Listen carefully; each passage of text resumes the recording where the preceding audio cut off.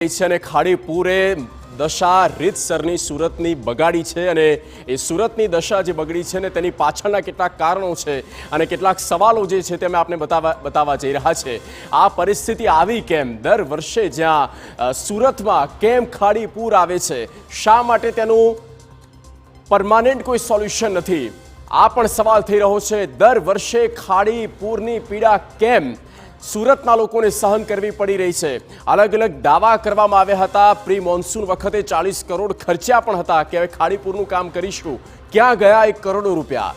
શું કરી રહી છે સુરત મ્યુનિસિપલ કોર્પોરેશન એટલે કે એસએમસી જે છે તે અધિકારીઓ પર દોષનો ટોપલો ઢોળે છે। 10,000 કરોડનું બજેટ છે એસએમસીનું અને તેમ છતાં પણ આ પ્રકારના હાલ।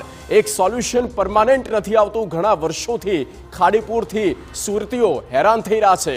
અધિકારીઓ છે તેઓ માનતા નથી આ પ્રકારના પણ દાવા એ સુરતના ચૂંટાયેલા પ્રતિનિધિઓ કરી રહ્યા છે। શું હવે અધિકારીઓને સસ્પેન્ડ કરવા સુધીની કોઈ કાર્યવાહી કરવામાં આવશે કે કેમ?